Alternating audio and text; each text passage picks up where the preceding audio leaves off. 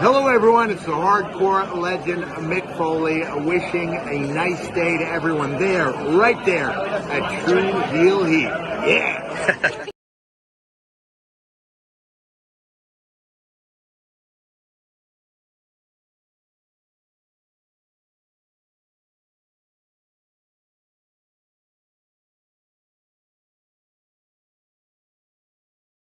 What's up, True Heel Heat? True Heel Heat. What's up?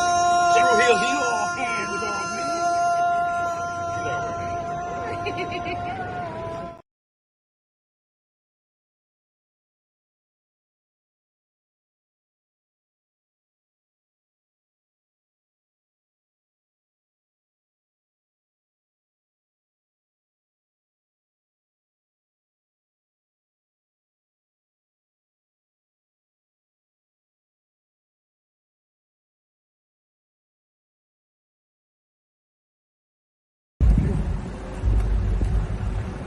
Yo, what up? You know what it is. It's your boy AJ Francis reporting to you live from New York City, the birthplace of hip-hop. And I'm telling you that I'm only tuned in with True Heel Heat Wrestling. Holla at me.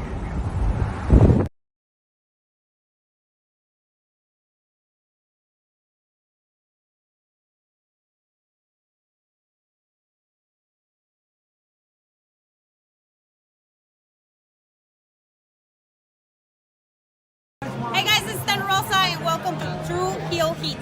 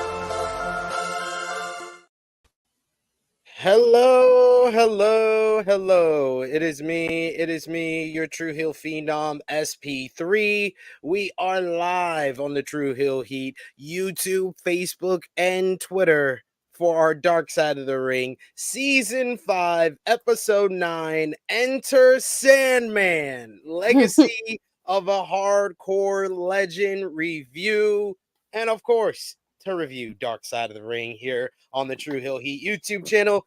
I am joined by the princess of all the True Heels, Miss Krssi Love. How are you doing? I'm okay. And yourself, SP? I think we gotta change our background though. Is that the right one? Oh, well, yeah, I do. That's what happens when we're live, friends. It's okay. No worries. But I'm Hey. here. Happy Friday, peeps. Good morning, good afternoon, good evening, good night. What's going on? How are we feeling about the Sandman episode, friends? Well, this one was an interesting one. It was the first time they have done a review on ECW Yes. since the New Jack episode in season 2.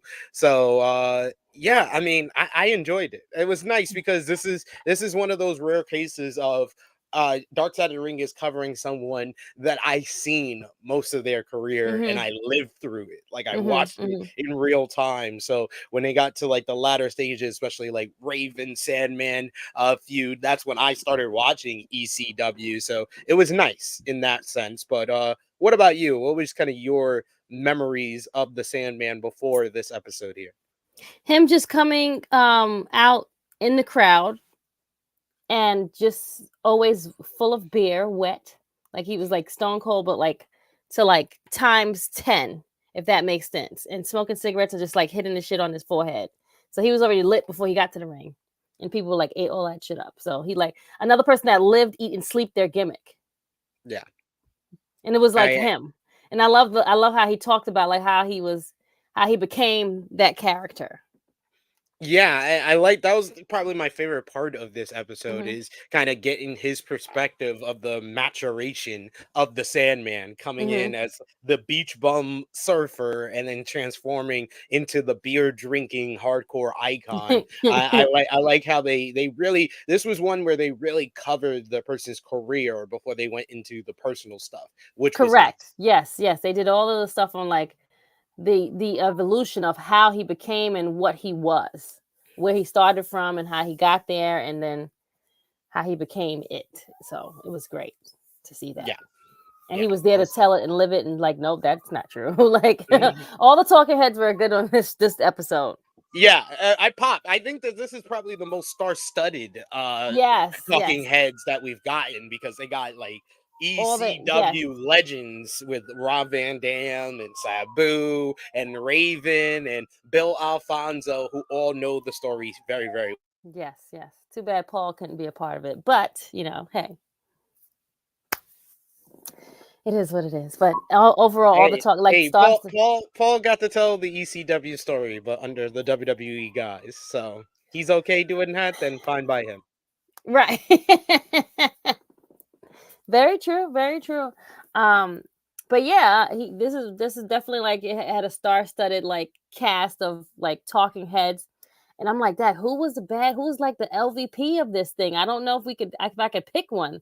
Well, maybe I can. Yes, I can. Toward we'll get into that. But I mean, like his kids, his wife, Raven, uh Sabu, like you have so many heads to talk. Even the guy, the guy that created WCW, WCW, ECW. Excuse me. Tom Gordon. Yes, like you had. He's like, no, that's not fucking right. Like that didn't happen. Like that's like what? He was like, yeah, Paul was lying.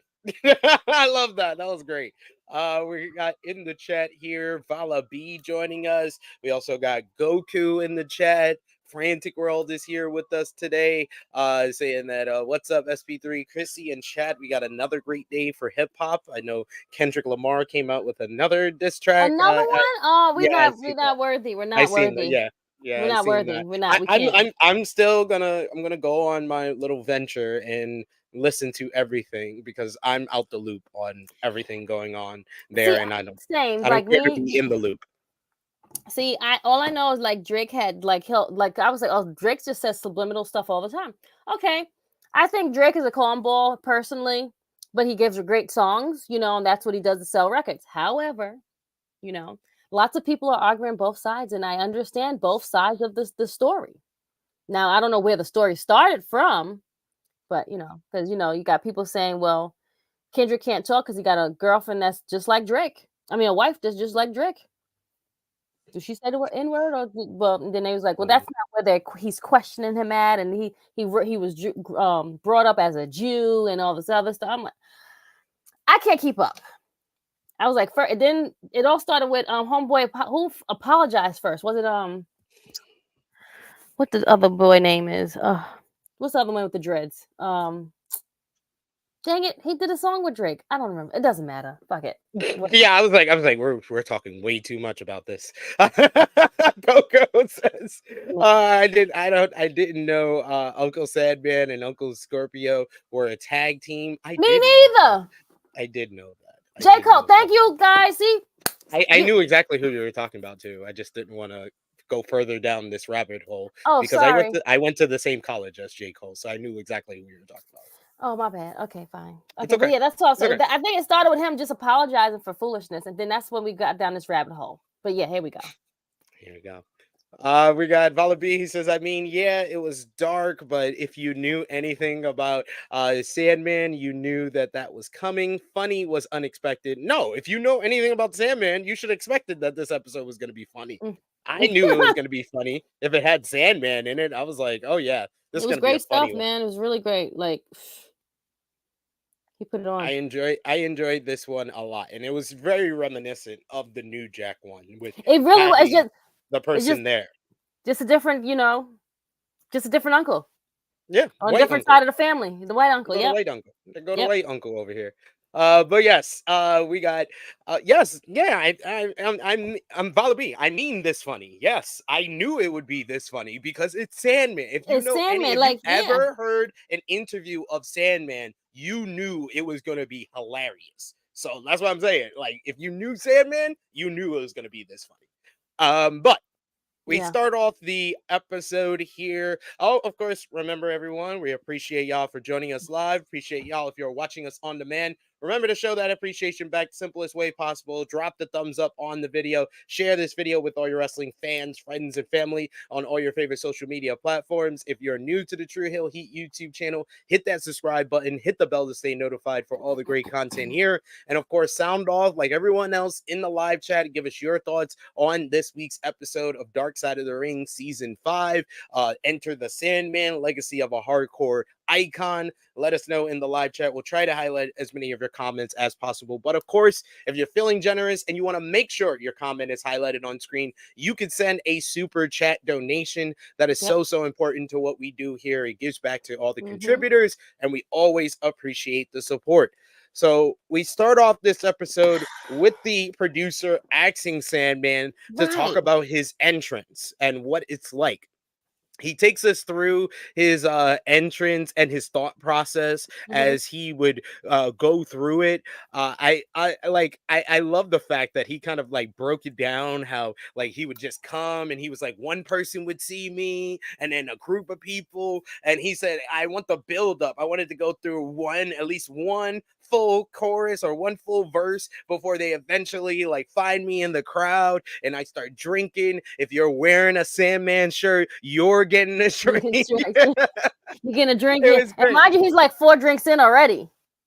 Yes, he's like, I'm 6 drinks in, and I love some of the talking heads talking about his drinking before the matchup, but we'll get into that. And that was the show. That was the kind of like the show with the Sandman. His entrance was a show within itself. It's so cool. RVD says that Sandman's entrance was a party, and once that was over, he had to wrestle. Sandman introduced himself, and it seems everyone still calls him Hack, which was his name in WCW Hardcore Hack. He was given the name as a kid, and his parents and children all call him that. He even says that his grandchildren call him Poppy Hack. Which is so cute. Can you imagine him as your grandpa? Can you imagine he had to go pick them up from school? Hey, ain't that Sandman? He's still bleeding from the head. I think he was injured on the way here. His introduction to professional wrestling was on WWF on Saturday afternoons, and he always wanted to be a pro wrestler. The Sandman talks about his first major run in the with the law, and he said he was coked up and broke into a house. He spent the night in jail. He got into a fight with a friend and ended up punching one of the guards in the jail. He didn't have any new charges added, but he was put in the hole for 6 months. He gets out of jail in 1984, and he goes to a new club that holds 2,000 people. He starts dancing with a blonde who pulls him off of the dance floor, and he says all he can think about is, where am I gonna have sex with this chick? They go upstairs. If this is how the rest of this episode is gonna be, okay, great. I was like, he sounds like a South 5 Philly minutes nigga. in, like literally like 5, maybe 10 minutes into this episode. I'm like, okay, this is what we're doing. Great job. Good. Okay. And that's how he meets his wife. Basically. Right. They go upstairs to an office, and she asks him to pull his shirt off, and he is thinking how he can screw her in this little office. It seems, though, she wasn't interested in sex, but was scouting him to be a Chippendales stripper. He ended up leaving the club at 2 a.m. after snorting coke, and then had an after-hours party before the next club opened at 6 a.m. He did the stripper job for a year and was paid $100 per job, but eventually he got fired for soliciting. And the producers said, wait, what? For what?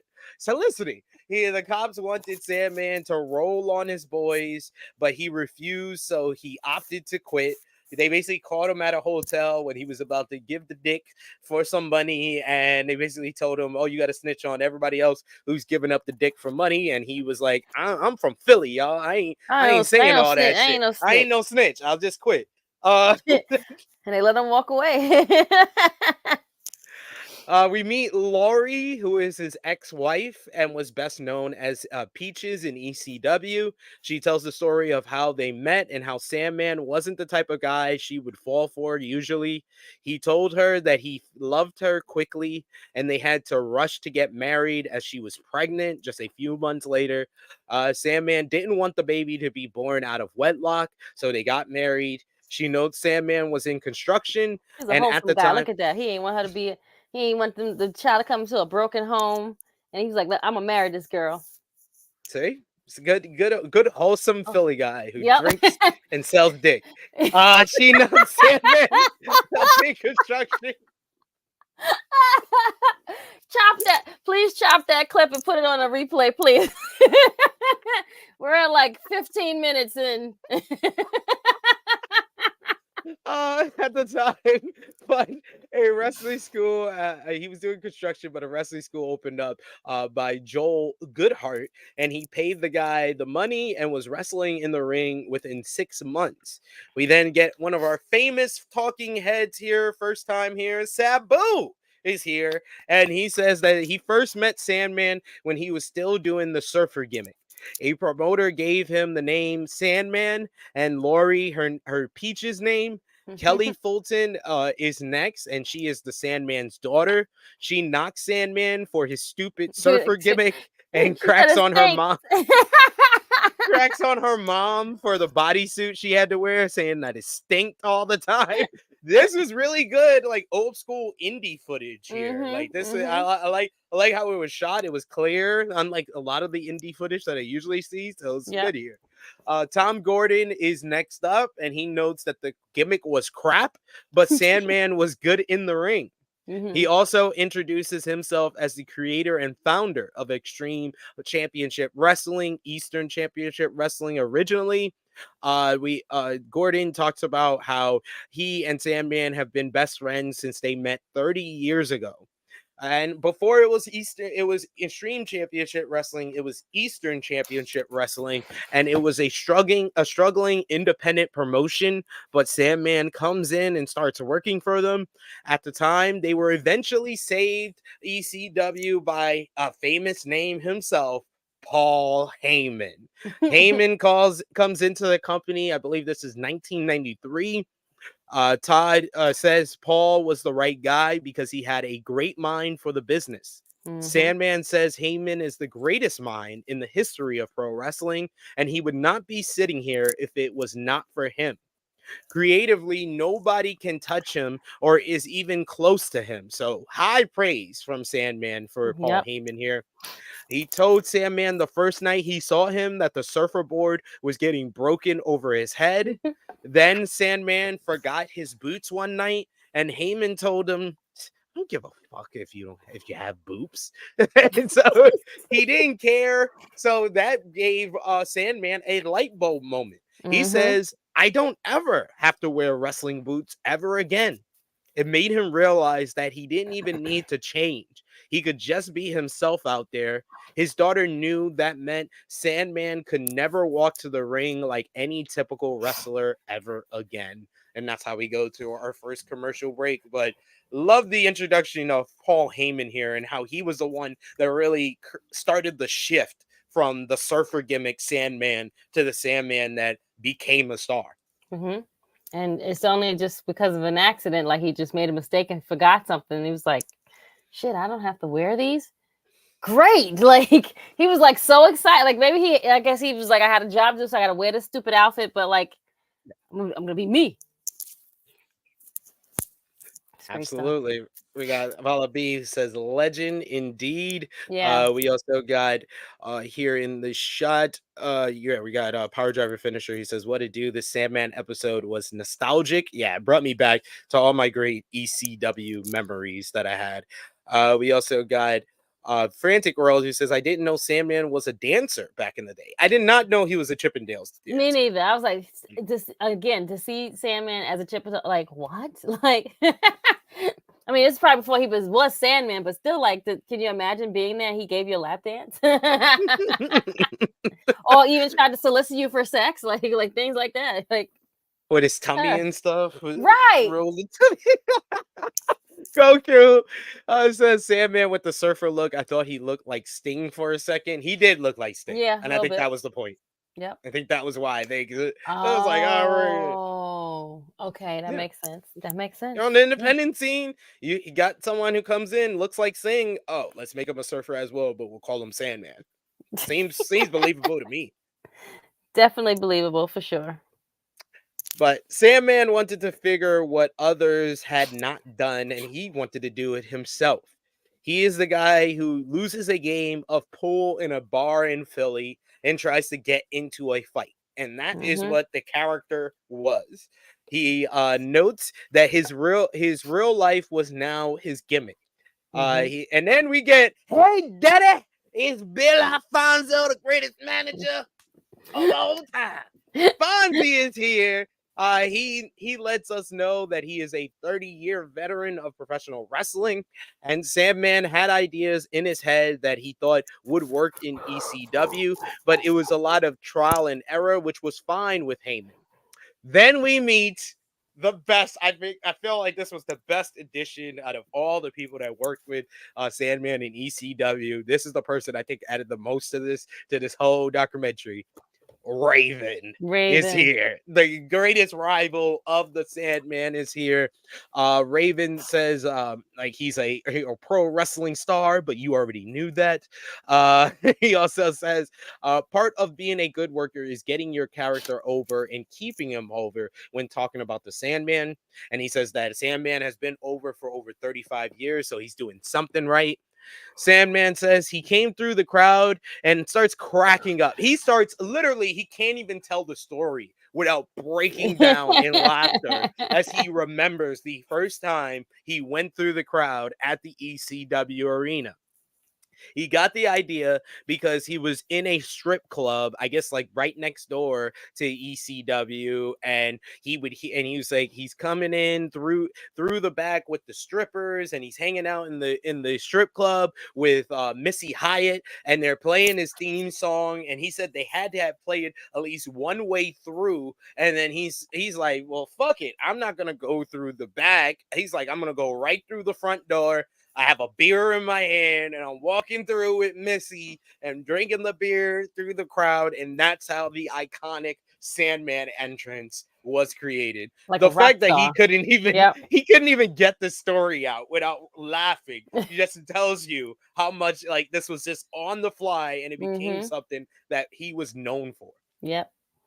Such again stuff I didn't know about, which was like a good thing to like understand and know, like how let me come out this way, and it's all because he went to a strip club with his wife, and he's like it's like some rock star shit, but he's a guy that's in a club, and that's how his gimmick was supposed to be. So it's pretty cool. We got Vala says, man, Fonzie. Yeah, I was so happy to see Fonzie. I was like, yeah, let's do it. We got Raven. We got Vala Drive Finisher says Raven was like, he's just ODing. Oh, yes, we'll get to that. RVD is the next ECW legend that is shown, and he says that they trusted Sandman even with all the alcohol he drank. And I am sorry, this is the funniest line Yes. of the whole show from Sabu, as Sabu and RVD said they could trust Sandman to work when he was drunk, and then Sabu says, anybody else would be drinking. You'd be like, no, you can't do that. He was like, Sandman comes in and I'm wrestling him. He's like, you're not drunk? I'm not wrestling you. I was like, I started dying laughing. And then rewind it back. He says, you're not drunk? I'm not wrestling you. Like that's a requirement now. Like he has to do it this way in order for them to give a great match. Like, what? Sir, we're sitting there, we're like, nah, you can't be serious about it. He was dead ass serious. Like, we was just like, what? Like, okay, sure. That's like when he was at the club and he was like, oh yeah, right before he left with his wife, he did the lines of coke and then he left. Like, that's not regular, sir. It's not a regular Tuesday afternoon. No. I hate to tell you this. Yeah. We got Power Driver Finisher saying, if you're clean, you can't work for us. Yeah, Tom Gordon said that as well. He was like, we were drinking, doing all types of drugs. So he was like, you can't even be in the locker room. We're not taking a drug Nope. test here. Sandman says that they got the Singapore cane, which was another part of his iconic character. That came from the Michael Fay incident. For those too young to know, Michael Fay got busted in Singapore for spray painting property and vandalizing cars and stealing road signs. And his punishment was being caned 4 times with a Singapore cane. Heyman wanted to use it and told Sandman he would start bringing the weapon with him to each match. At first, Sandman's like, "How do I even get a Singapore cane?" And he says, Heyman ripped the branch off a tree, takes off all the little branches off that one big branch, and told Sandman to wrap some tape around it and cut a promo. And Heyman that's is the how they best. wrap. They is just a regular kendo stick. Nope, there's nothing. That wasn't it. Nope. Not in those days. Couldn't afford all Mm-mm. that. That leads to the angle with Tommy Dreamer that really made Tommy Dreamer a star in the heart of ECW from that point forward. Can I thank you, sir? Can I have another? Is an iconic line in ECW lore. Sandman says that the moment made both of their careers. Sandman talks about the hardcore style and how he felt it was violence for a reason and not violence just for violence. He knows wrestling is entertainment, and you don't always need Ritz locks and drop toe holds to be entertaining. Tyler Fulton is next, and that is, of course, the Sandman's son. And boy, oh boy, did I feel fucking old. Because he was This young. He is was a yes, young kid. I remember this kid, the little boy from ECW, Tyler Fulton, and I was like, man, you don't look nothing like you did as a kid. None whatsoever. He looks like his dad. He Uh, does. he, he talks about his dad becoming famous and the road schedule his dad had. He thought it was cool. His dad was a wrestler, but at times he would rather just have him home. ECW's popularity explodes, which leads to them trying to try even crazier angles. Sandman notes that a really important part of his early part of his career was Nancy, which is of course Woman, the wife of Chris Benoit, the late I was wife. like, look at Uh, woman. I was like, oh, look at that. And she did play a pivotal role with him. Like she was there for a lot of his stuff. Yeah, he notes that she was how smart she was and that Sandman listened to any suggestion she had. He would want to do something and she would be like, no, no, no, we're going to do it this way. And he'd just be like, okay, Nancy. RVD talks about smarks and how they were hip to what was happening in ECW.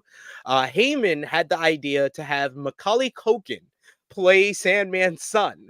And Sandman says, well, I got Macaulay Culkin in my car. You could just use my son, who is outside in a van.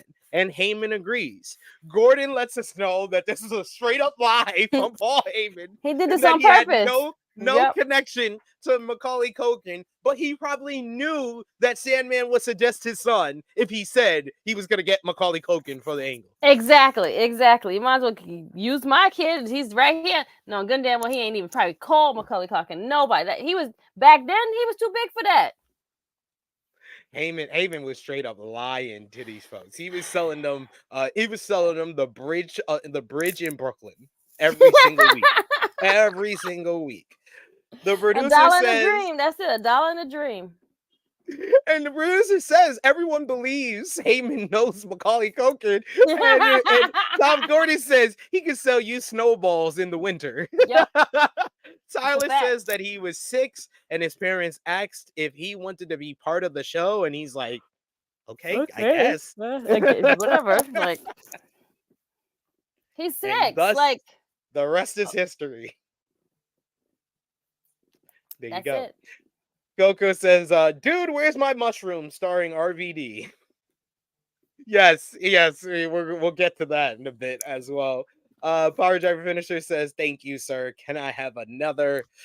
We got Power Driver Finisher also saying this episode went from crazy to crazier. Absolutely. Yeah, absolutely. I mean, which way did you think it was going to go? Goku says, I like they acknowledge how important Nancy was for Sandman's career, 100%. And Yep. we also got Bala B who says, this is why I always say to never fucking trust Paul Heyman. Paul E. Dangerously. Hey, things. What are you gonna do? So this is where they go over the infamous feud between between the Sandman and Raven. Raven turns Lori, Sandman's wife, against him, but then also turns his son Tyler against him. Raven calls their feud one of the greatest in the history of the business, but he admits that he may be biased since he was part of it. He talks about how everyone knows someone divorced and how they use their kids to get things. Lori isn't sure how it all started and says that they coached Tyler in the back. Sandman told him to make sure to never fucking smile. Don't you ever fucking smile out there. They dressed him like Raven. Yep. We get the infamous night where Raven is all bloody. He's got barbed wire in his hair. Lori brings out Tyler, and Tyler gets on the mic and says, "Daddy, you're a drunk, and now I worship Raven." And the Yeah. crowd, oh my god, the crowd was going like crazy before he says it, but then after he says it, you just hear the hush of, oh. Right. Like, oh, this just got real personal. Like, this just like went like all the way to another level that we didn't expect was gonna happen. And you like and even when you hear them talk about it, it was like you can hear a pin drop, like you can hear like the gasp and people's like like they're clutching their pearls, like they knew like this was like some like next level shit that child shouldn't have said. If it was a black Like, mother, a and black that was father, like they probably would have beat him. 1995. Yep. 1995, they were doing this stuff, and that's why I said, and Jimmy Requiem gets on me because he thinks I'm just hating on Triple H, but I'm saying that's why the Bloodline story is so good, because it's Heyman, guys. It's not Triple H. It's Heyman. It's Heyman. Heyman is known for this. Like, his fingerprints is all over the Bloodline story because it's using real life and adapting it into wrestling, which is the hallmark of a Paul Heyman booked storyline. That's how it is. Like, just because Triple H is signing off on it, I'm not going to give him as much credit as I'm going to give Heyman for the Bloodline storyline, especially now after WrestleMania, where it seems like Triple H doesn't have an idea of where he's going with most stuff. But the one thing he's getting right, it seems, is the Bloodline. I'm like, guys, it's not him. It's the other guy. Him. It's the Paul. other guy. Uncle It's the other Paul. guy. It's the other guy. He obviously had a plan that Triple H doesn't have for anything else. Yep. But we continue on. We get the ECW Hust after that line, and then Raven says that Tyler is an amazing actor who never missed a spot. Raven notes that he would be drunk practicing promos and would screw them up, but Tyler would cover and always hit his lines. Looking back now, Tyler knows it was pretty crazy, but at the time he was a kid. Lori says that it turned her life upside down as they had to leave in separate cars. They would meet at a gas station to all get back together. They would look for anybody, any ECW shirts around, had to make sure no fans were around. And then Kelly says that her mom and dad were in the spotlight, but the family did all this together. She said that it was her dad, her mom, and her brother in the spotlight, but it was them as a family that did this. She talks about the promo Raven did at a park in New York at 2 a.m. in the morning because it looked great. Yeah, like, Tyler, pull over. Like, what? Tyler said, I had one line and got to go back to sleep. Lori that poor baby. Oh my god, that poor baby. You got one line. Imagine. Wake up. We need to go do a promo. Imagine. No, I can't. Like, we fighting by then, I guess. Lori says it got to be too much and she could not do it anymore, could not do it to her children anymore. Raven talks about the idea of putting Sandman on a cross to feel his pain, because Raven's whole character is that he's a martyr. He knows that he can't build the cross, but Sandman says, "I'll do it, you idiot." They was like, "Where can we get across?" And he was like, "Dude, I'll build one." Like they was like, "Oh, you could build it." He's like, "Yeah, I was a carpenter. And I he was like talks the about roofer." he talks about I was in construction. I'm a carpenter. He was like, I love building things. They put a barbed wire crown on Sandman and tie him to the cross. Again, this was another one which was even too much for the ECW crowd, as you could hear the O's and shit when this happened. Kelly notes that she wasn't raised to be very religious, obviously, but knew that it was insane, and she knew there were religious people out there watching, and including one that was right there in the crowd. But before we get into that, we got a super chat donation. Oh, thank Will Chisholm is you. back. Oh my God, Will, you've been missed. Woo-hoo. You've been missed, Will. Hey. Thank you, Will. We appreciate the support. He says Paul Heyman is that guy in the hood that everyone knows he lies all the time, but we still like him for some reason. Yes. Yep. He's charming. That's why he's a believable liar, is because he's so charming. That's why. And he's a Jew from New York. So Yeah. any Jews from New York are the most convincing people ever. Yep. That's why they're all lawyers, most of them. Most of them, or they get in some type of like legal field or medical field, because that's, they know that's how they can, be whatever, you know what I'm saying. Next up, we get Sandman thought that it was great. We see the reenactment of Sandman backstage after the cross and barbed wire crown angle, and he's high-fiving people. Stevie Richards was yelling that it was all messed up, and Sandman was lying on the cross, and he's like, "Shut up, Stevie." Once backstage, Sandman was telling everyone it was great, and Raven was wondering why people were complaining that there was too much heat on them. He says that Paul Heyman told them that there was heat on them for that. And then we hear from Sandman, who just shoots. He just shoots from the hip. He says everything was great, except Kurt Angle had to be in the building that night. We get audio from Angle, who is losing his mind. Oh my God. By this point, I was like, oh my God, this story right here gotta be one of the best ones. Gotta be. Angle was losing his mind over the angle, over the crucifixion angle, and telling Paul Heyman that he couldn't even show the episode of ECW TV because he appeared earlier in the episode, and to never show his face on ECW TV with that angle involved. Yep. Heyman tries to lie to Angle and says that he has no idea it was happening. He's like, dude, it's the main event of your show. Get the fuck out of here. Yep, like, that's exactly. I was done after that. That's what exactly. It was like, dude, come on. Like, we know you're a fucking liar. Like, stop saying bullshit. You can't bullshit me. Like, hello.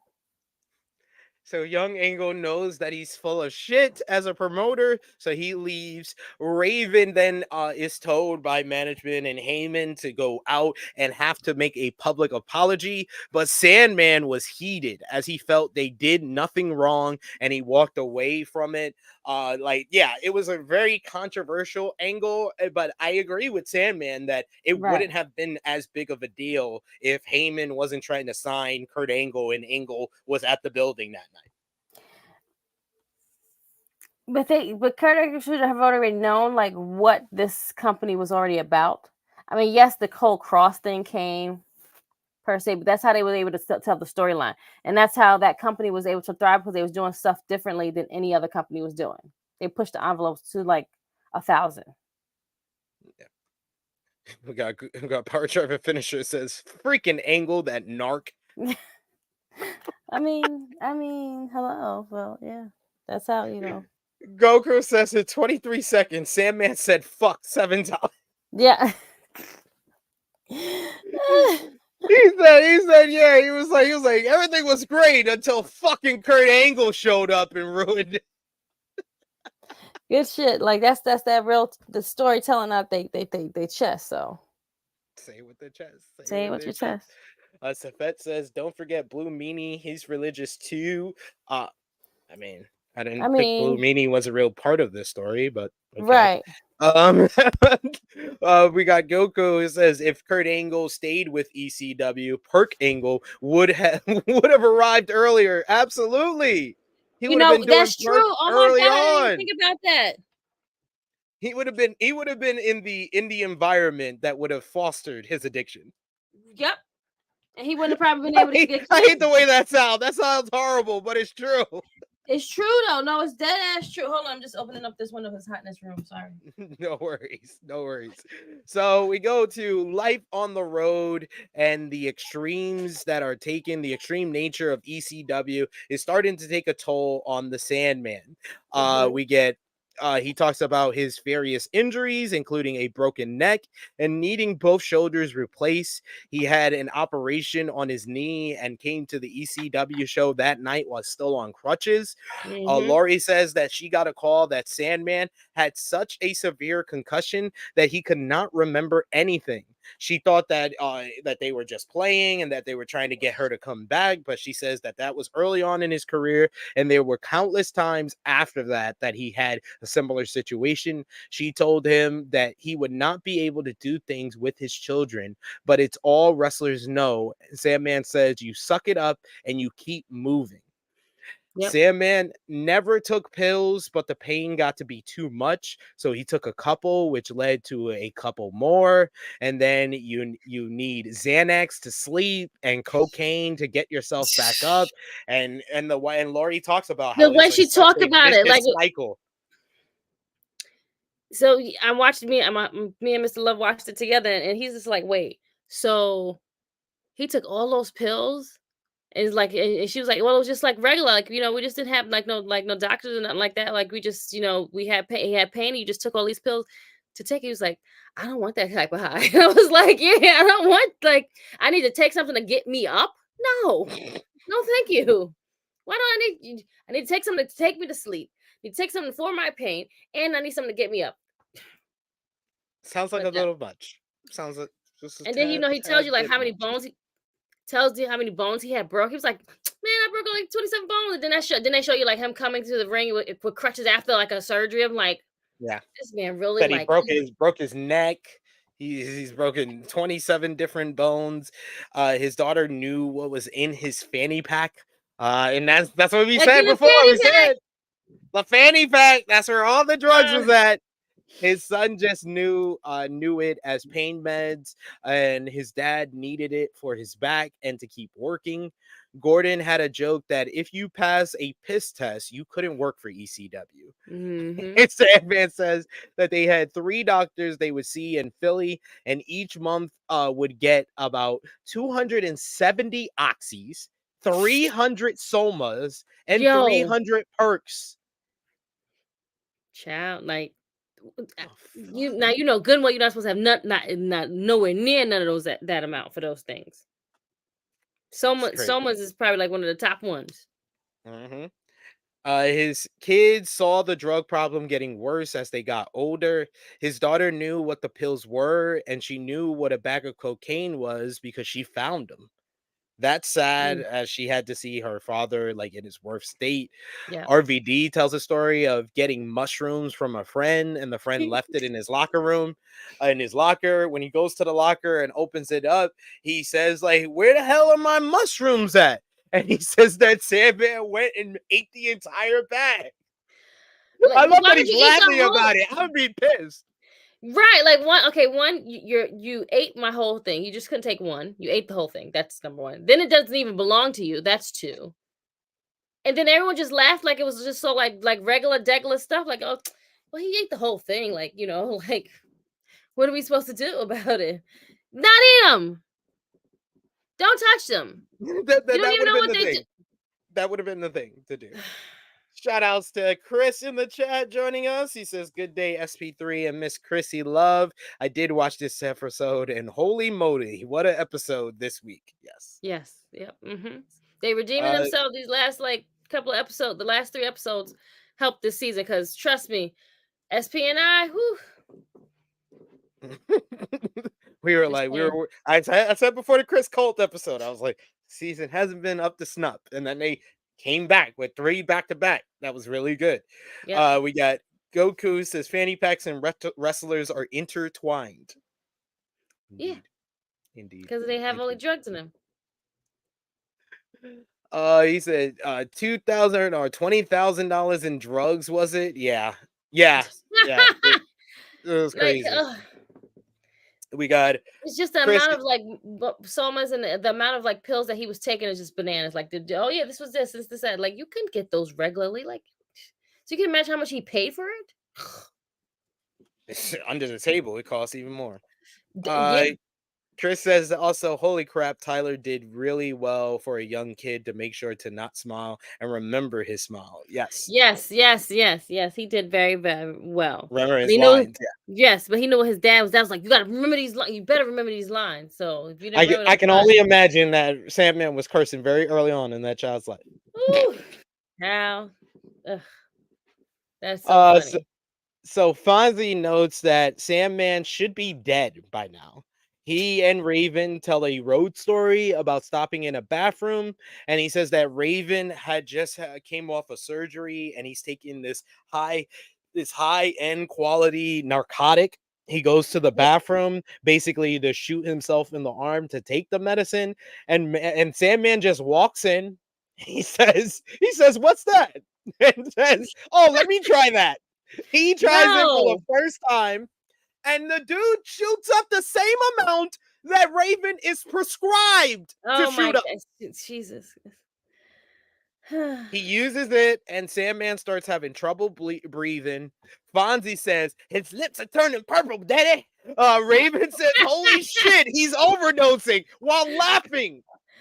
I can't even imagine being in that car, like that car ride. Like, what, sir? Like, baffling. And they just like nonchalant about like, oh, what's happening? Oh my God, what's happening? Like, no one's like in a freak panic. Like, one is laughing, one is just like looking to see what banana story. Love it though. We are moving towards the ending days of ECW, and Sandman gets the call from WCW. Fonzie talks about how WCW and WWE were picking up all their guys from ECW, and Sandman starts making 5 times as much as he did in ECW in WCW, but he wants to get bigger. And he starts on steroids. And I just Fonzie had me dying laughing when he's talking about this. He's like, man, we had to get the steroids and the growth hormones. We call it gas. He was on that gas. And I was like, is that the way he really talked? I was like, wait, hold on. I don't remember him speaking like, but I was like, they're old now. They do raspy. That's right down the middle, daddy. He wanted to get bigger, so he starts taking all that stuff. He only did it because WCW was known as the land of the giants. RVD laughs as his Sandman got jacked for the first time ever. The roids, though, also have an effect on his personality and made Sandman an abuser to Lori. She notes that she had her hair pulled, had a pillow put over her face. This is when I was like, oh. And this is where the real dark of the dark side just kicks in right here in this portion of the story. She says the mental abuse was harder than the physical. We get a story of Sandman pouring a beer on his wife's head. Fonzie says that it would not have happened had he not been on the gas. She got revenge though. She got revenge though, as she takes $10,000 worth of shipment of steroids out of the refrigerator, and she throws it down. She throws it right there on the front yard, on the front lawn. He said, "Can you imagine? Like, oh, I can't. 10 grand. Thanks." She was like, "Well, I don't care. Like, I don't like what you're doing, and you're a different person, and I'm leaving. That's it." And again, it takes a lot of courage for someone to go through that type of stuff, and to say, you know what, I love you, but I love me more, and I think my children can't be around in this environment, so I have to go. Yeah. And it took her a while, but she got it done. And even with when they show like the little clips from WCW, you could see that it was having an effect on his personality just by his face. Maybe that was what the character he was trying to come across with hardcore hag, but you could see that was a man that like had anger in him in the face when he was on the gas. The gas. Yeah, I'm still laughing at the gas, man. The Like gas. The gas. that's gonna be a code name for us. The gas. The gas. He's on the gas. Tyler says that it sucked and it hurt, but he didn't know how to help or what to do. He says that it's crazy because he loved his dad, but he hated him so much at this time. Sandman admits that he put Lori through hell. He says that she was an angel, but I was the fucking devil reincarnated. And if he had his shit together, they might still be together today. You could tell. There's another one. There's another case of we're talking to someone who's obviously still in love with someone. Yeah. Showing their true feelings the best way that they can. They obviously didn't show it to that person because that person doesn't know. So now they're gonna shoot their shot and just say, you know what, I still like the love of my life, or this is the person I'm still like have this feelings is like for. the theme though of this season, because we had Earthquake's wife, obviously for good reason why she's still in love with Earthquake. Then we had Buff and his wife and his ex-wives, where it didn't even seem like Buff was still in love. It seemed like his ex-wives was still in love with him. Then you got last week was Jake the Snake with Sherry. Yeah. We got Sandman with his wife. There's And probably other the other instances. Yeah, I don't think we had anything. The director probably still in love with Chris Colt. Oh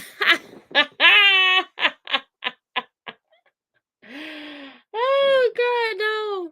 Yeah, I would say that because we're missing 2, which was like the one Gino. No. What was the one after before Sherry? Chris Adams. Yes. Yeah. But And I wouldn't be surprised if that wife was still in love with Chris, despite him being abusive as well.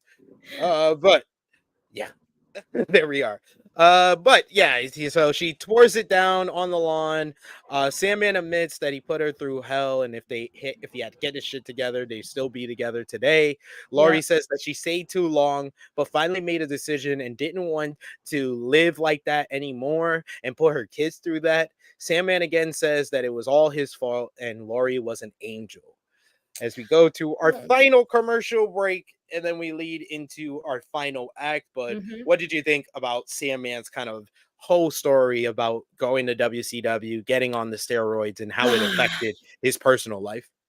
Steroids are I think this is like right before like the whole like steroids trial thing, correct? No, that's after. No, this afterwards. That's Sorry. that's in 92, 93, and yes. this is 99. But the niggas still ain't understand and listen and learn anything because the gases was terrible and it made people just be cut, but they made them like different animals and monsters. And like once you stop using it, it's like your body is like withdrawing from it, and then your shape goes back into its normal state or whatever. So, but yeah, I don't know why I don't remember his. I think I remember seeing one match of his, and I think he was one that got squashed. Yeah, I remember him coming to WCW, and yeah, he was jacked up, and I was like, wait, this is Sandman. I was like, he looks different, and I didn't put it together when I was a kid, but I do remember thinking, yeah, he looks different. Yeah, he looks different. He looks way different. Like he looks like he's got like he's shrunk his size down. Well, first of all, how old is Sandman right now? He can't be old and gotta be like late 50s, 60s. Like, yeah, he's in like probably his early 60s. Oh wow, see? Okay. Yeah, now, yeah. All right. Well. Yeah. We got Goku who says Brutus loves his wife and but Harley's wife didn't seem to like him. Yeah. That is true. Damn. Wow. He was a great wrestler. He was just not a family man. Yeah, I remember that one. Yeah. Oh man, it is Dark Side of the Ring, the spouse season. The spouse season edition. That would be good, like the spouse edition of like Dark Side of the Ring, like let them tell like their side of the story of like, you know, living with like their husbands and things like that. Yeah. Power Driver Finisher said, bro, Sandman looked like Bender from Futurama when he's human for like a part of an episode. Yo, him sitting in the ring like this, that's hardcore hack in WCW. Yo, it looked like they just puffed him up. Like they blew him up like a balloon. And it was him, but they blew him up too far. It's crazy. And it's just like he's like a whole different person. Like his face like done shrunk in now. It's much older. Like his skin is like I was like, did they put a pound of makeup on him for this episode? I was like, what? Like, because he looks like he was lighter than me. So I'm like, what's happening? But So ECW closes down in 2001 and WWE buys his assets. Sandman gets his chance in WWE. I don't know what was with the narration with Chris Jericho because he says like ECW closed down and then 2 years later Sandman goes to WWE. It was not 2 years later. ECW no, closed down in 2001. yeah, Sandman does not come to WWE till 2006 when they yeah. do the ECW relaunch. So I just wanted to specify that because that was very confusing. Raven notes that it was watered down, but society had changed. We will always have the entrance at the first ever one night stand at least. Tyler notes that was not the ECW the fans knew, and not the ECW he knew. Sandman did get his one WrestleMania moment out of this, though, at least.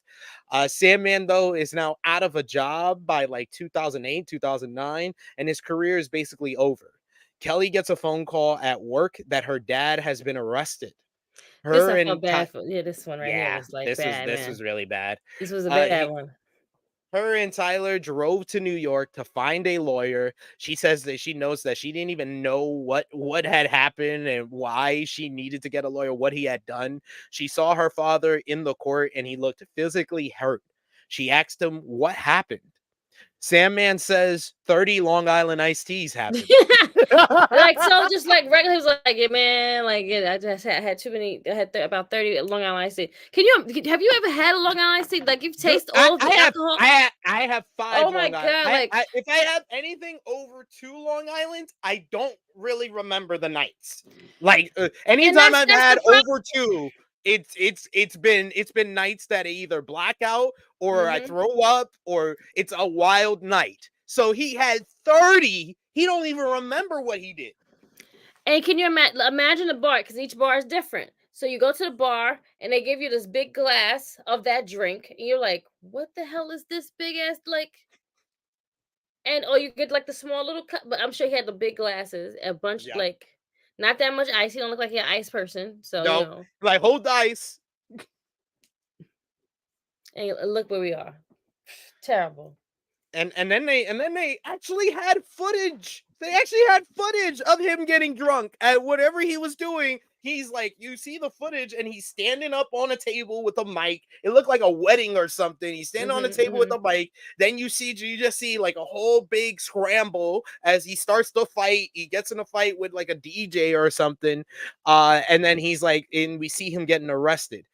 So the 30 Long Island ICs led to a fight with the owner of the bar and a bottle hitting him in the head.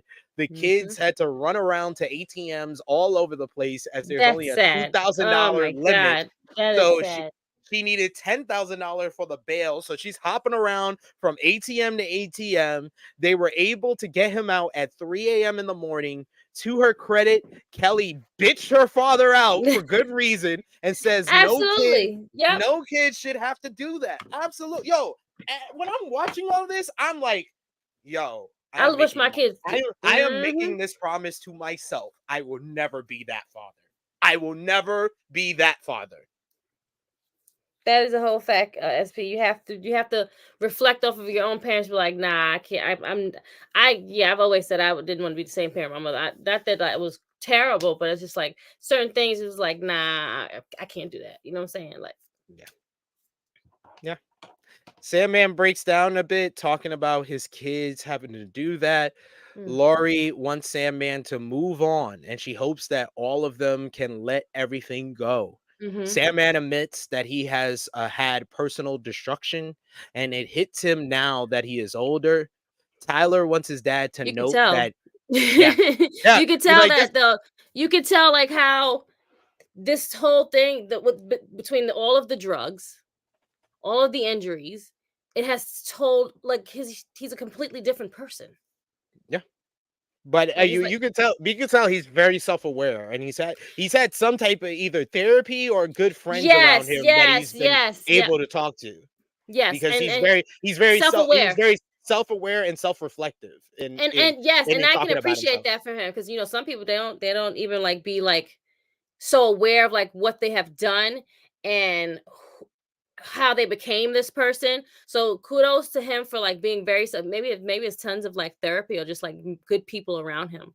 I mean, he could tell that you could. I knew he was when he was talking about his ex-wife.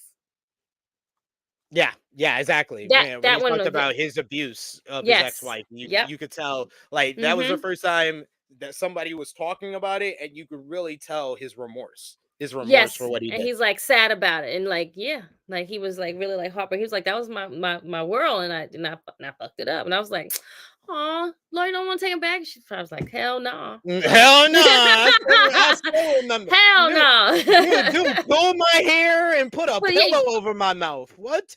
like you tried to kill me on more than one occasion. Yeah, I'm good on that side. And I'm even good. the kids, and even the daughter was kind of like, like he did a lot of like bad things, like it. But you have to give grace to your Yeah, your parents, and they don't they were not in the mindset, so for them to like still be around and like still like it's really a good thing. But it's yeah. probably like years of like forgiveness and therapy and shit like that. So hopefully, it continues and he can give it to other people. Be a Yeah. blessing like So Dom Dallas Page. Tyler says that he wants his dad to note that even though there was the bad, his dad put in hard work and he is Mhm. self-made. He said he lived his dream, and there has to be an ending to that. Kelly says that there will never be another Sandman, and she hopes her dad can finally move forward and that he will always be the Sandman. Yep. Raven puts over that we will never see anyone get over with drinking, smoking, and wrestling in sweatpants. Sandman says his legacy is the first person to do a lot of shit like bleeding before his match, smoking Mhm. on his way to the ring, and entering through the crowd. Um, you got to give it to Sandman because Sandman really started a whole generation of guys wrestling in t-shirts, from Tommy Dreamer to Kevin Owens. The list goes on and on of Yeah, these yeah, guys that right, had yep. unconventional physiques that were able to wear sweatpants or shorts and a t-shirt, and it all starts with the Sandman. It's not your traditional wrestling gear. Like they was just wanted to be different, and people that don't have to be in shape, like per se, like big built, and like you can be a Bronson, you could be a Kevin Owens, you could be like one of the big tall guys, and don't have to be like skinny and like have a six pack like Hulk Yeah. Hogan, I guess, or whatever. You know what I'm saying? Like he set a lot of trends, and he paved the way, and a lot of people will tell you like he's like one of like those people that he looked at their matches or whatever. Yeah. Hmm. It was definitely Sandman, Chris. Sandman was going through the crowd at least, I want to say, a good 4 years before Edge even debuts on the in the WWF. So it's definitely Mm. Sandman who went through the crowd before Edge and Christian. We got here And it in the took them a while chat. to even do that whole like because they wasn't coming out and down the ramp before that. So that wasn't their like original idea. They said, oh, well, they I'm sure they copied it for sure. Yeah, of course. It says college was a different time. Talking about drinking Long Island's, I guess. And we also got Chris who says Sandman had some of the craziest and bloody matches in ECW and other places, probably FMW as well. So no wonder his body is so messed up. Yep. Yeah, yeah. Yeah. It's a thing where you're just like, damn, like he put his life on the line to like he's at he was his gimmick, and he was it all the time, and his body took a toll on his body. Yeah. Yeah, I so give it up to Sandman. Like, watching this documentary really made me realize, because for so many years, like you said earlier, you brought up Stone Cold Steve Austin, and a lot of people mhm. put drinking beer and wrestling and they think of Stone Cold Steve Austin, but in a lot of ways Sandman was ECW's Dusty Rhodes. Yeah. He was the everyday man. He was the guy that the fans could come to the ECW arena in Philly and see themselves in the ring, like how people in Florida used to go out and sell out the joint just to see themselves in Dusty Rhodes beat up Ric Flair. That's how it was for Sandman in ECW. That's a good analysis, SP. I like that. He's their Dusty Rhodes because he was just a regular guy. Like you said, he had many jobs. He can build stuff for like a roofer. He was a carpenter. Like he was in construction, and he was a regular Philly guy. And he wanted to portray the person that you would get in a bar fight with, and he wanted to be a regular person. And look at him setting the trends and setting it forward for other wrestlers to be like that. And being, and like you said, a t-shirt and just some sweatpants. I never knew T-shirt somebody was and so some happy not to put their wrestling boots on. light bulb. I don't ever have to get dressed again. Right. Change your career. But yes, thank you guys in the chat with your comments. Final call for comments, final call for super chat donations. Also, let us know in the chat your MVP for this episode, LVP out of 10. What did you give this episode? And thumbs up, thumbs down, thumbs in the middle. But for me and Krssi, for Dark Side of the Ring, Season 5, Episode 9, enter Sandman, Legacy of a Hardcore Icon in 3, 2, 1. Thumbs up across the board from both of us. Miss Krssi Love, out of 10, what did you give this episode? I give it a 9. 9 out of 10. I'm going to go with 8.5 out of 10. Okay.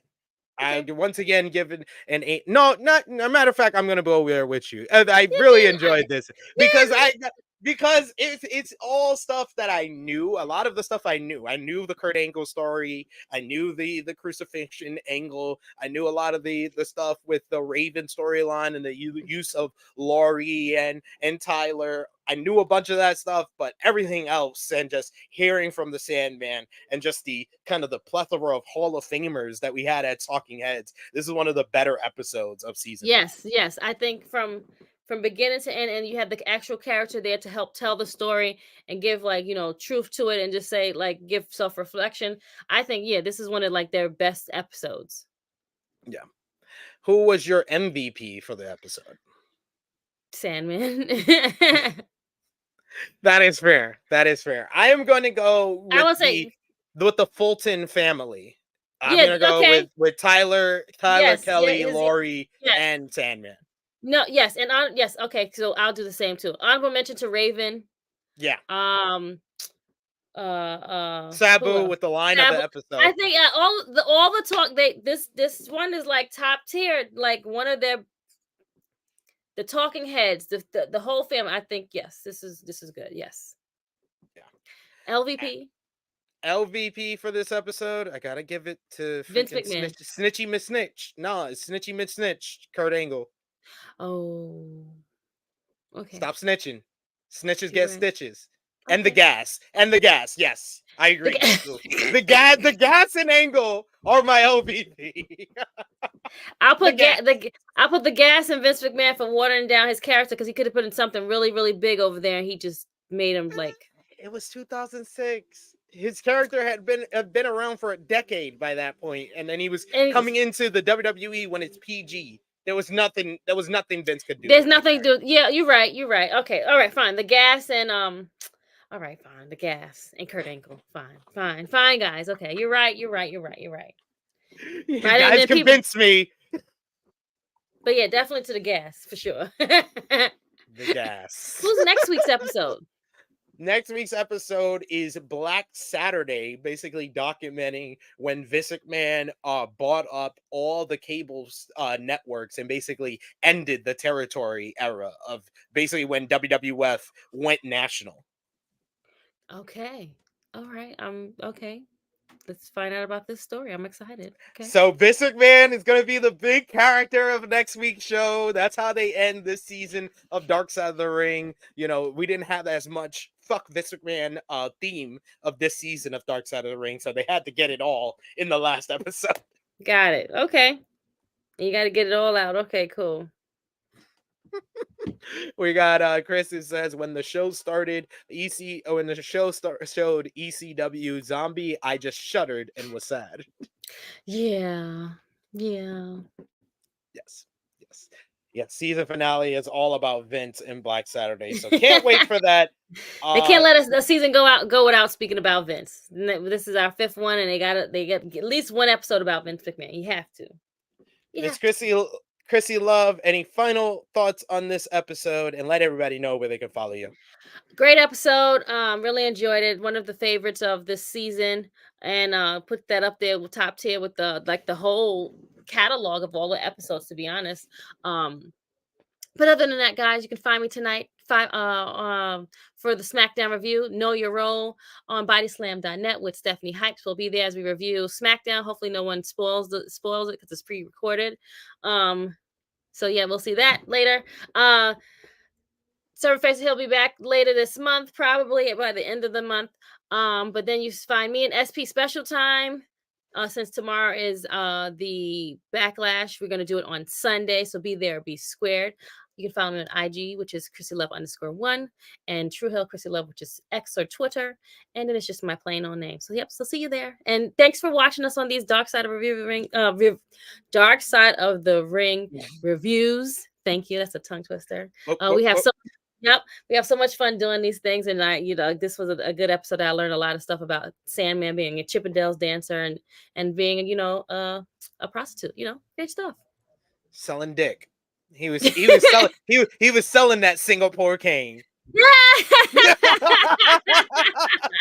He was swinging that Singapore cane all over the place. You can follow me on the Twitter machine at True Hill SP3. You can follow the gang Facebook, Twitter, Instagram, TikTok at True Hill Heat. Like Krssi Love says, we'll be back together with somebody. I don't know. Somebody will show up. But 10:05 a.m. Eastern time on Sunday. Special 1 hour early start time. We're going to get everything in, talk about Backlash, talk about this week in wrestling, but also join us tomorrow at 1 p.m. Eastern time with our WWE Backlash watch party. And then later on in the day, we'll do our Backlash review as well. So we'll get everything Backlash related out of the way tomorrow. So on Saturday, join us for that. And then next week, join us for our Dark Side of the Ring Season 5 finale review. So, for Miss Krssi Love, it is me, your True Hill Phenom, SP3. Also, check out our sensational Sherry review from earlier this week as well. But for Miss Krssi Love, it is me, your True Hill Phenom, SP3. This has been our Dark Side of the Ring Season 5, Episode 9, Enter Sandman, Legacy of a Hardcore Icon. We are signing off until next time. Laters.